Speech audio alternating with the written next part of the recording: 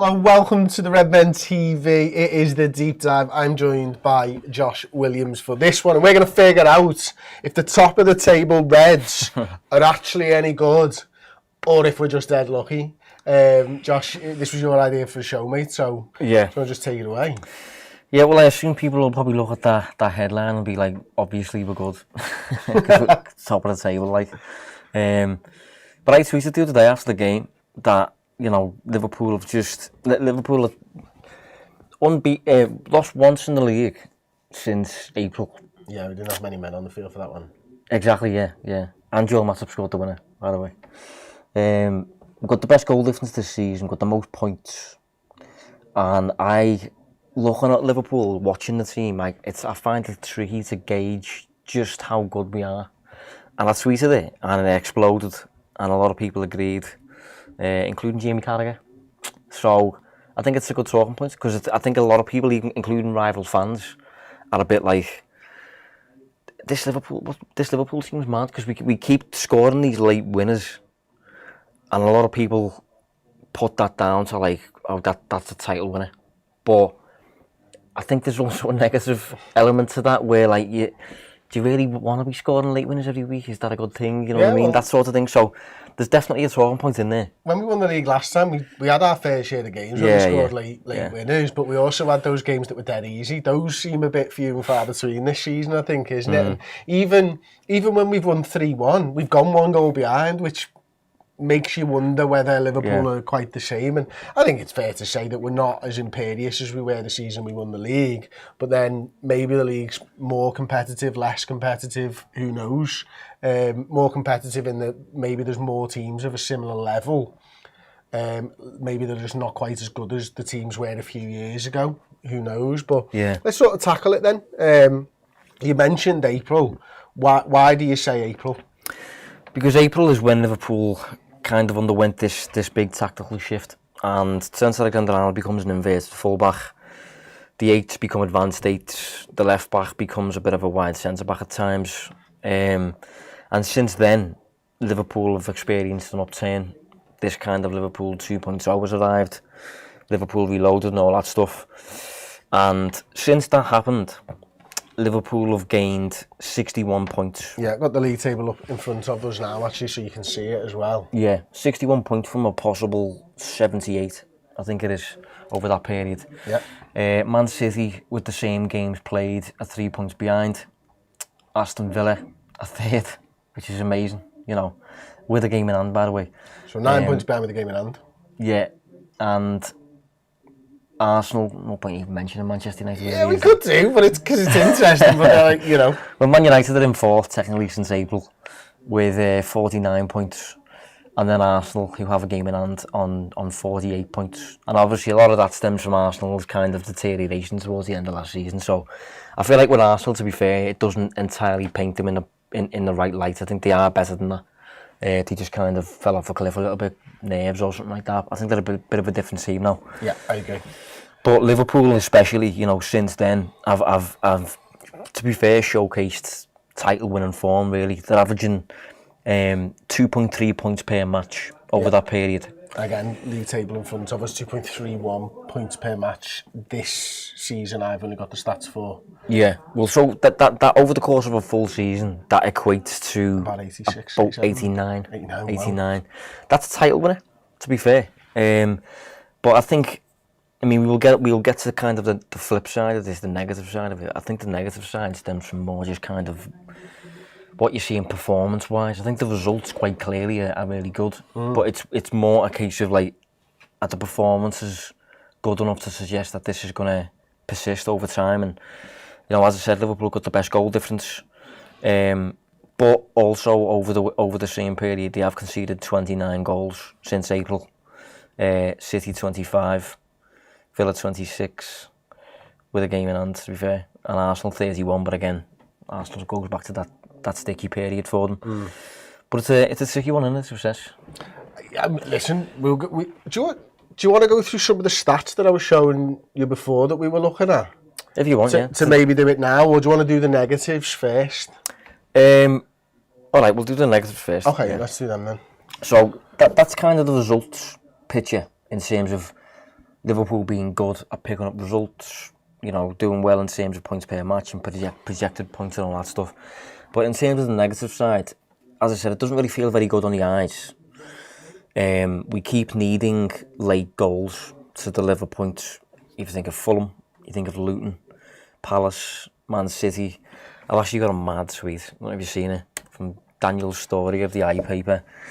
So, in the last 8 games, Liverpool have scored goals in the 74th, 75th, 76th, 77th, 80th, 87th, 88th, 91st, 94th, 95th, and 97th.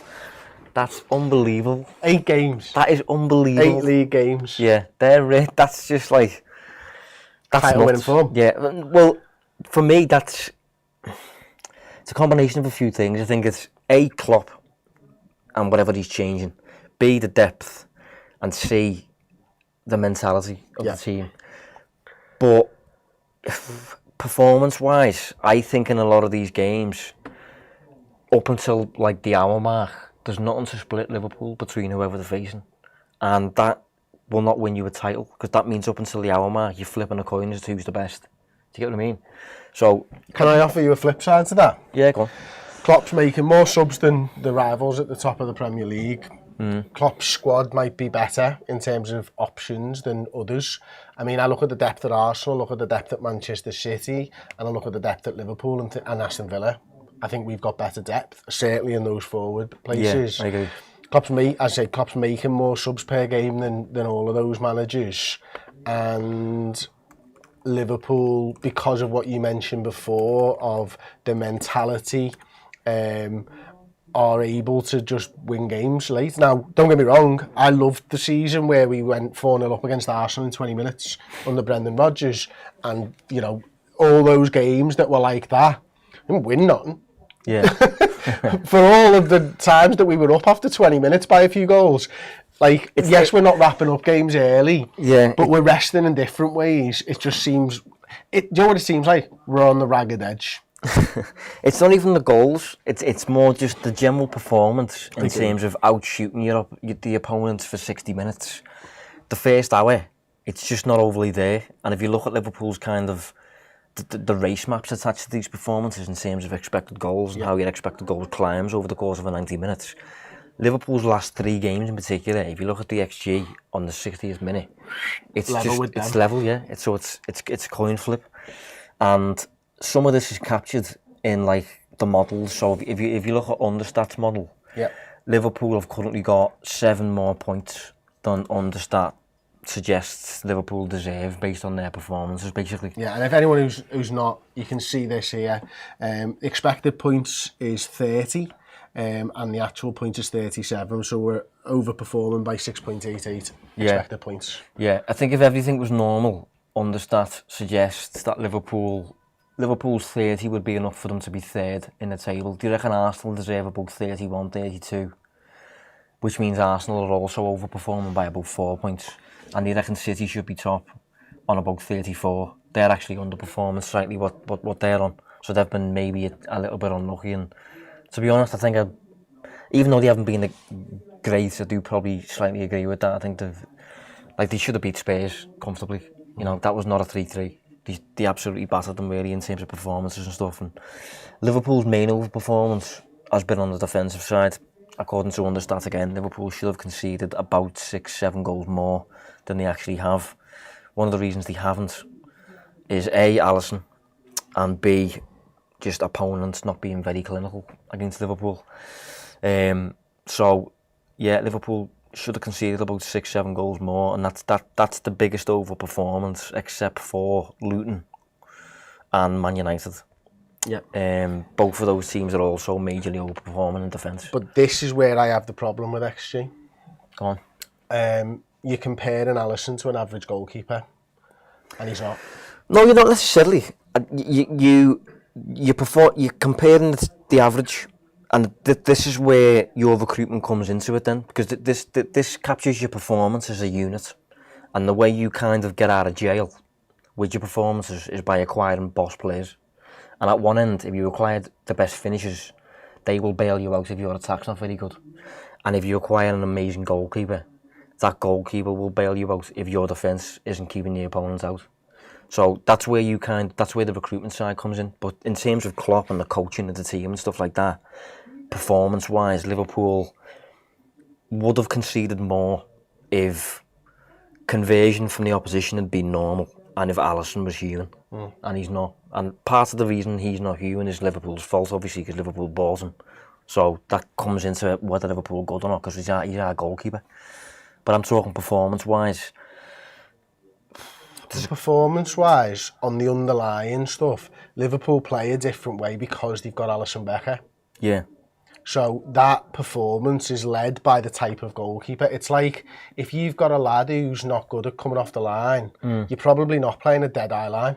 Yeah, I know, yeah. But you choose to do that, knowing full well that you're going to give up more opportunities, but your goalkeeper can deal with it. So, and that's where I think the future of XG is going to get to, by the way, in terms of it, because a great example, as always, is Lionel Messi. What's the point in comparing what the XG of a shot for Lionel Messi is from the penalty spot when he's Lionel Messi? Because he's going to score more than the average consistently, and has done throughout his entire career. But again, though, that comes back to paint how good Barcelona are as a team.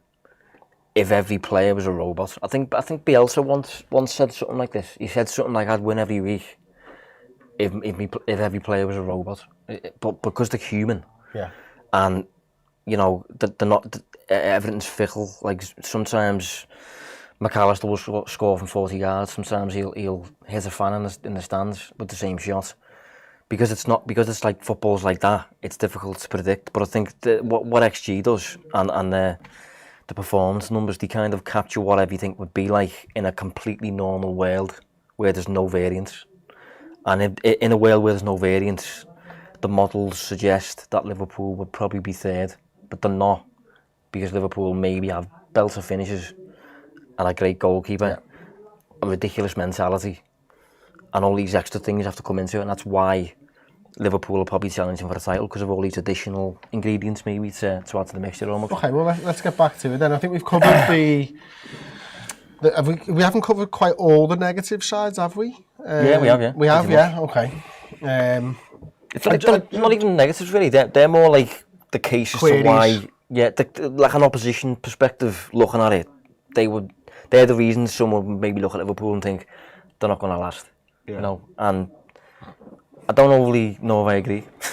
Well, we'll get into it now. Funny thing is, though, you can go back, you can look at understat.com in your own time. Like, sometimes it levels off and sometimes it doesn't. Sometimes you can look at an overperformance and think that's going to come back, and it just doesn't throughout an entire season. Yeah. And, you know, again, understat is never going to be able to predict Mo Salah's season where he scores 40 odd goals, where everything he hits goes in the top bin for a year. But ever since then, it's like, it's a little bit more closer to the norm. So you do get these mad sort of wild variances when you do look at this stuff over a sustained period of time, which is why I think it's so interesting anyway.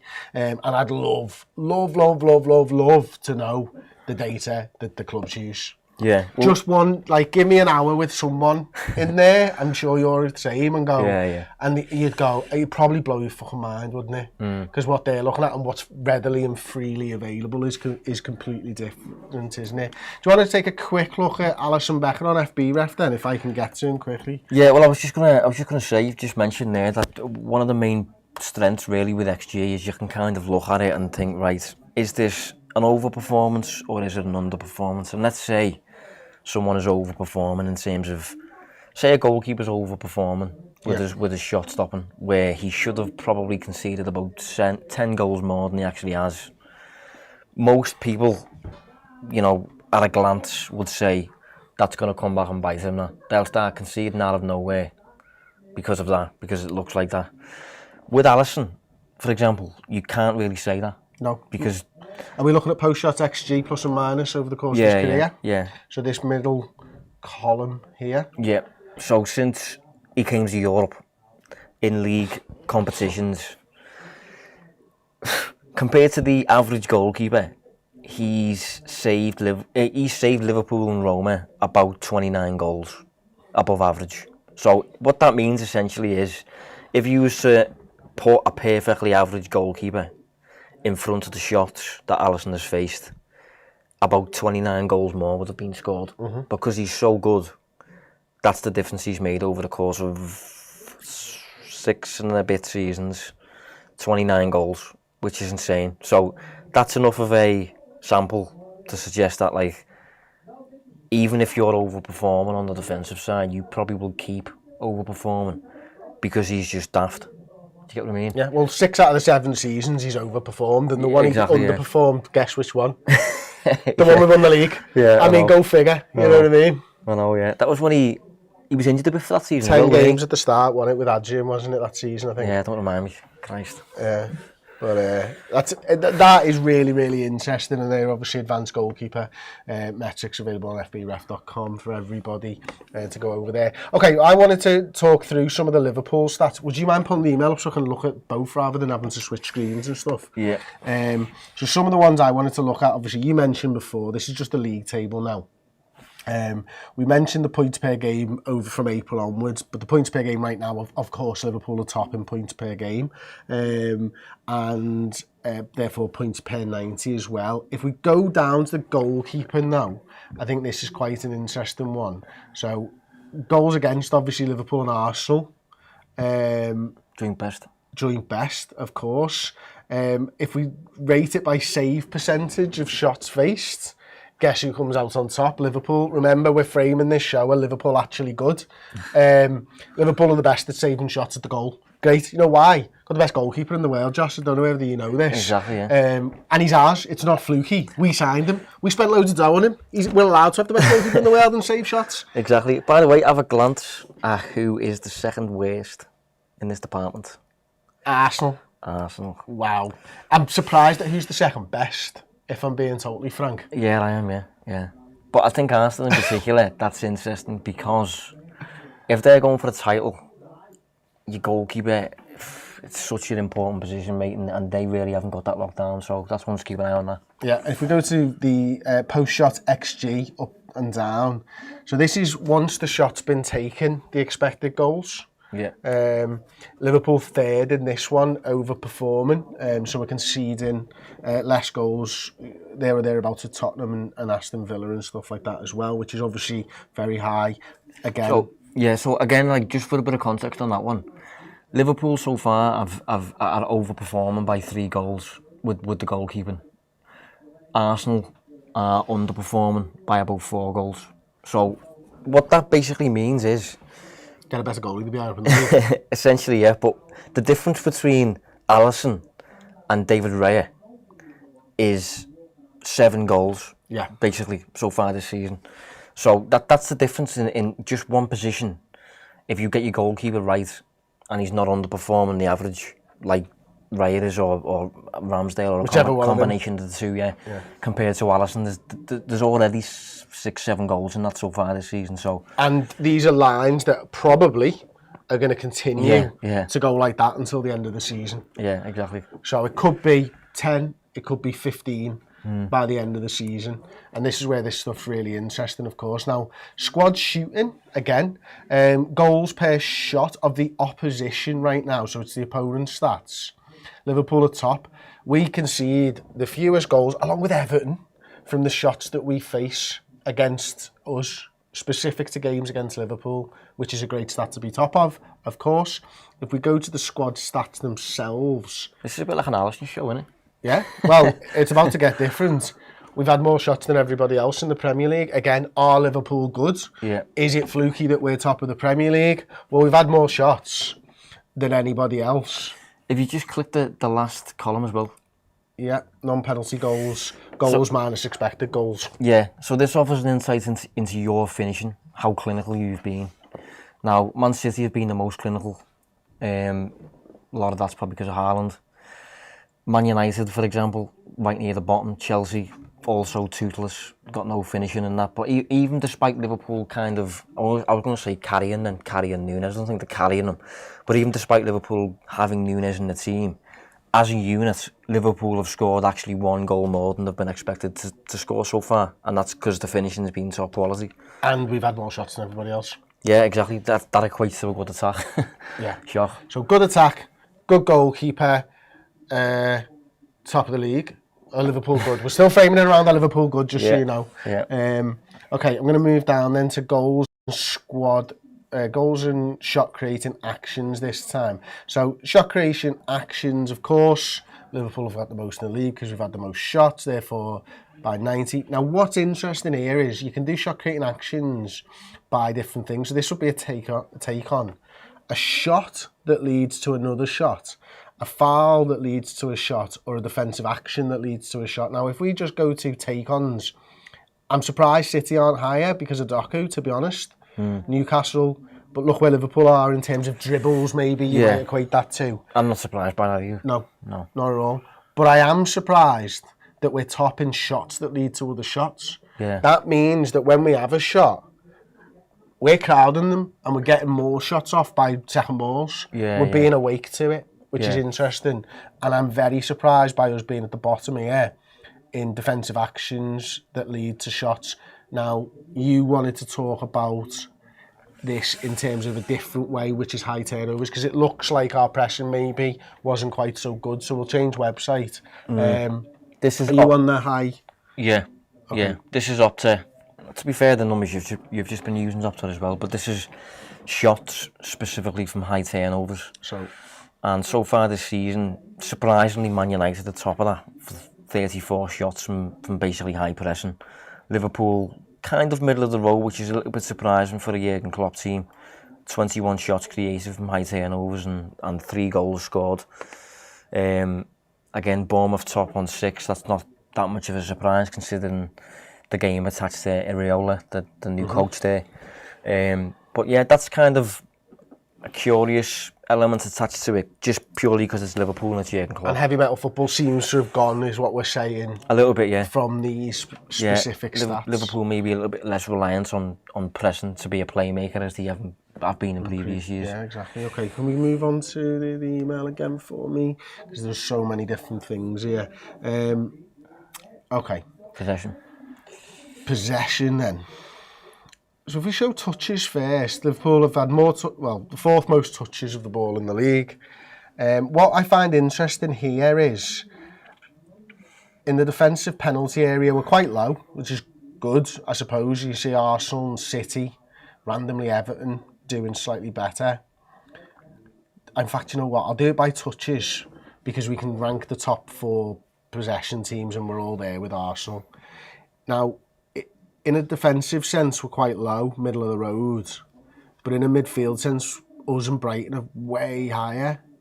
And then in the attacking third, we drop down again. What do you think that says to you, that we're having a lot of touches in the middle of the park, but maybe not in the attacking penalty area, even though we're having loads more shots than everyone else? Well, to be fair, I'm not that surprised. I think some of it stems from this box midfield dynamic and where Trent is picking up the ball and stuff. And do you remember the game that we went to a couple of weeks back? And Liverpool were kind of playing with the ball in the middle of the pitch, and there was a fella behind us shouting quicker. Yeah. I remember you. It was an annoying one, that, wasn't it? If you're listening,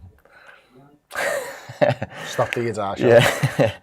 But I think that's kind of Liverpool's new approach, really, and it kind of playing with the ball in the middle of the park, allowing everyone to move into this new attacking formation that we've established, and then when everything's ready, then you accelerate the game, then you kind of build your attack. And a lot of that stems from Liverpool doing it in the middle of the park. And even Liverpool's pressing, it's not so much of a high press as like maybe it was absolute peak Liverpool. It's a bit more of a, not a mid-block, but it's kind of like, you know, we wait for the opportunity to pounce as a unit and sit back a little bit. So I've always felt Liverpool a little bit more, you know, middle third than people suggest, really, and I suppose the numbers capture it. Okay, I'm going to go, we mentioned the sub stuff before.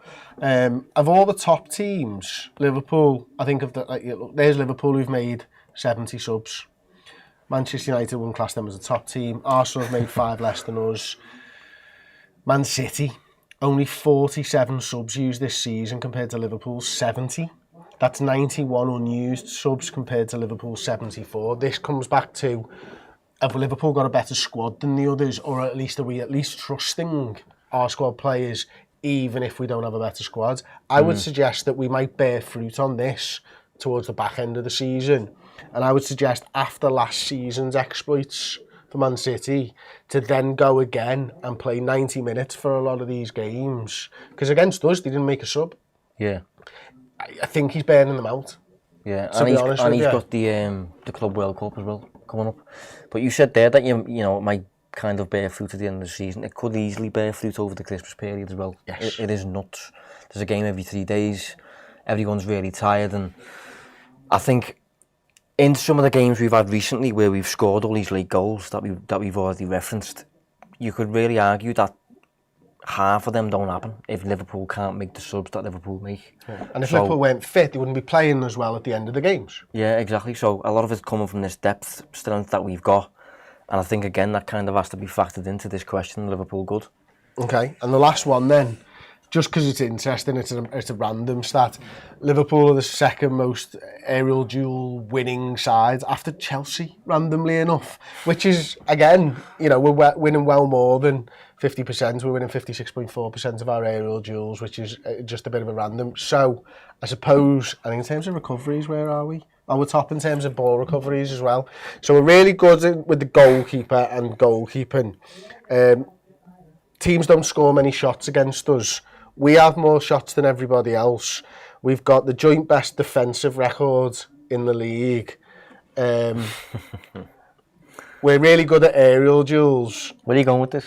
I'm just trying to answer the "are we good" question. Yeah, do you know what I mean? Because all I hear when I walk in here from Toffee TV is "use a shite." No, I think we're definitely better than some of the rivals are suggesting. I think some people are suggesting we're going to imminently fall off a cliff, like Man United kind of have, and I don't think it's anywhere near that. Like, I actually said that a couple of weeks ago when they were winning. They were the M4. Ten Hag got manager of the month. Yeah, random that. And then sacked the next month, probably after that game. Yeah, Ten Hag got manager of the month. Despite, hang on, let me just get this up, because this is important. Ten Hag got manager of the month, right? You giving the camera looks there, are you? I was, Ten Hag got manager of the month. Did he get manager of the month, Josh? Sorry, yeah, I'm thinking myself there, aren't I? Despite coaching his team to take 78 shots and face 94. Wow. That's not a manager of the month, that. No, that's your players bailing you out. That's luck. That's, you know, not going to continue. And I don't think Liverpool's situation is the same as that. Liverpool maybe are riding this kind of mentality thing at the end of games at times and using the depth and stuff and Alisson's quality and things like that, but we're nowhere near riding our luck to that level. Well, that's the thing, isn't it? I think looking at all the stats and all the things that you brought to it, I just can't see a world where Liverpool aren't performing well in the numbers. Yeah. I think we are. The underlying performance data suggests that we're good. Yeah. I mean, if you want to... I wouldn't say we were easy on the eye. No, not at times, like... But if you look at the general metric to determine how good you are performance-wise, if you remove results, it's probably just expected goal difference per match. Arsenal are the best in the league for that. Yep. Slightly ahead of Manchester City, and then there's a slight gap to Liverpool, and then a similar size gap to Newcastle, funnily enough. They're the top 4 sides in terms of just performances. Like I said earlier on, if every player was a robot, if there was no variance at all, they're the best coached teams, if you want. I reckon Liverpool are close enough to the top, to the best performing team, to include, like, you know, your depth and your mentality and, you know, all that stuff to challenge for the title. Also, if we win 7-0 at the weekend, ours might be as good as Arsenal's. Well, it should. We haven't really had the big results, though, have we? No, but even if we did, this is a performance metric, so this won't even know. We could even get a 6 or a 7 expected goal difference against United. Yeah, we could, to be fair. Looking forward to that. Yeah, I am. So, we've done loads and loads of deep dives over the years, Josh, and over the last year, I should say, and quite often, in fact, the one we've just done for redmenplus.com was about the squad depth and where the Liverpool need to sign and stuff like that, and you can go over there and sign up and watch that show. Quite often, there is no right answer, or we're not willing to put our names to it. But if I ask you the question one more time, are Liverpool good? What is your answer? Liverpool are good, yes. In terms of how good, Do you want to answer that part? I will happily tell you that Liverpool are good. And you know the one key indicator above all of it? That we're top of the fucking Premier League. That's the only indicator that I needed to tell you. But in terms of how good, I think we're good enough to win the league. And I got laughed at yesterday for saying on the podcast, I think it's our year. I think it's hilarious that people still think that's a thing, to be quite honest with you. Because we've had our year, and we've had loads of years since where we've won trophies. You can laugh at someone saying, you say it's our year when you've not won anything for 30 years and you've said the same every year. But when you've won Champions League, Club World Cups, Premier Leagues, Cup doubles, I think it's okay to say, I think it might be our year. Liverpool are top of the table. Liverpool have got an amazing squad with an amazing manager. All the performance data is there. And we've got the mentality things that you can't measure. And no one can stop us in the last 10 minutes of games. Yeah, we're fucking good. And I'm fucking fine with that. I can't add anything to that. Spot on there. The only thing I would add is the it's our year thing. You made me think of just England. You know, England fans and that. Yeah, they're cringe. It's coming home and stuff. They're cringe. It's coming home every time, innit? You know what I mean? Never does. It started with us. Everything starts with us. We're the beginning and end of the Premier League. Everyone's favourite team, or at least favourite to hate. So there you go, Josh. As always, absolute pleasure doing the deep dive with you this week. Thank you for joining us, and I will see you next week. Ta-ra. Thank you so very, very much for checking out the video. If you enjoyed it, drop a like. The season is now well underway. If you need extra Red Men content, be it podcast, videos, documentaries, interviews, and general shows, fill your boots on redmenplus.com today.